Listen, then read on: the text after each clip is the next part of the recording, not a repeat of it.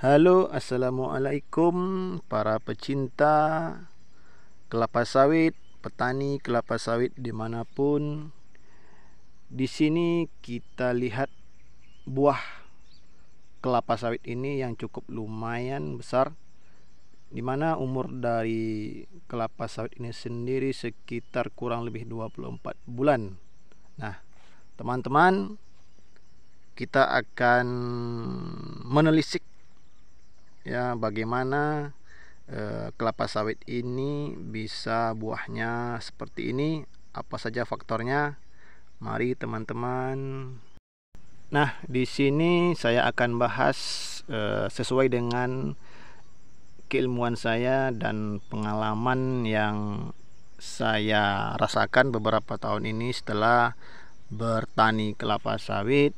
Bagaimana kelapa sawit itu bisa di umur 24 bulan itu buahnya bisa banyak seperti ini dan besar seperti ini. Nah, faktor yang pertama itu teman-teman ya adalah faktor dari bibit ya. Di sini penggunaan bibit itu sangat penting sekali.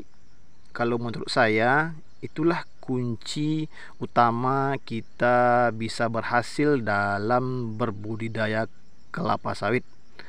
Itu dari kita menanam bibit yang terjamin kualitasnya, terjamin keasliannya.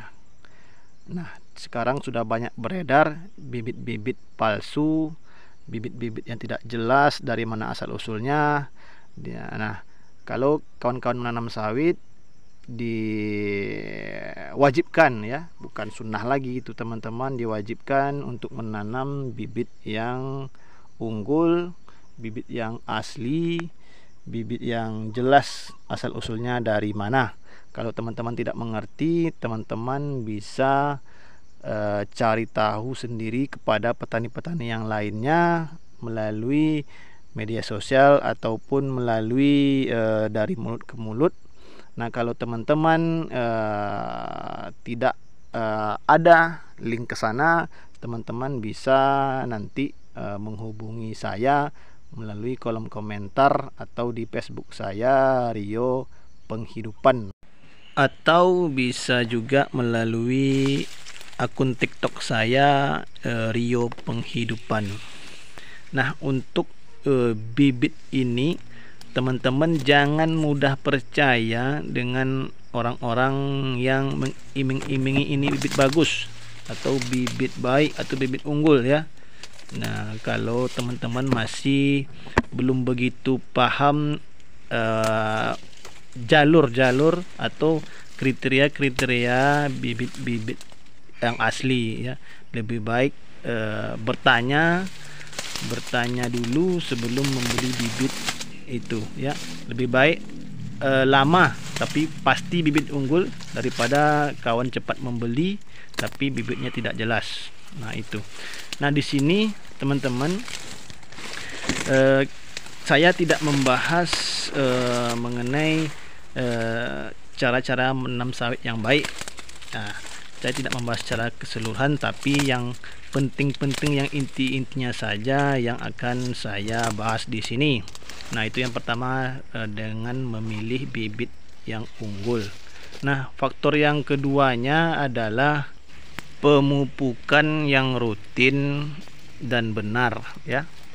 Bisa juga dari awal teman-teman menanam ke lubang tanam itu kawan-kawan menggunakan pupuk NPK ya.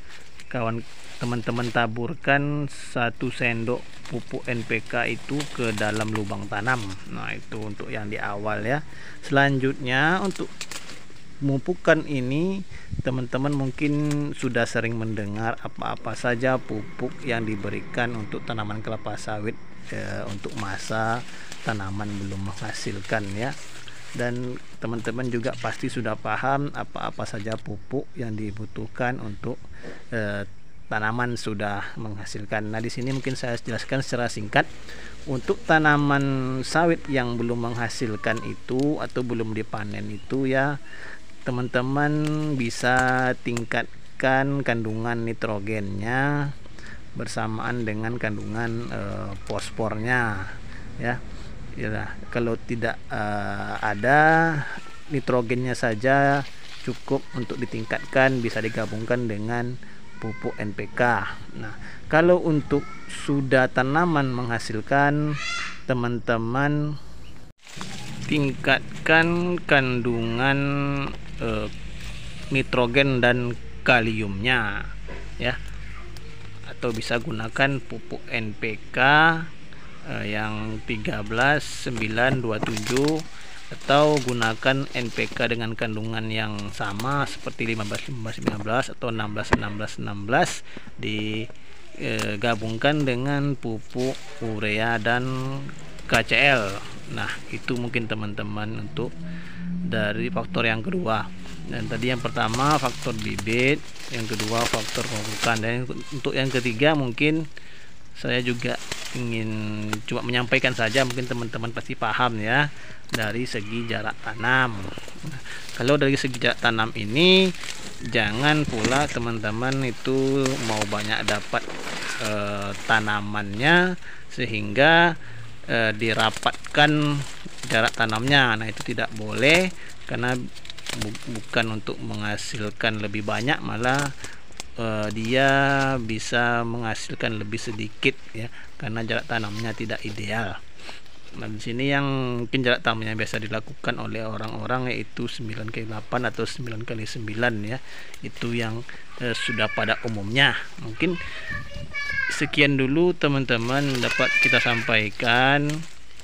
Terima kasih. Wassalamualaikum warahmatullahi wabarakatuh.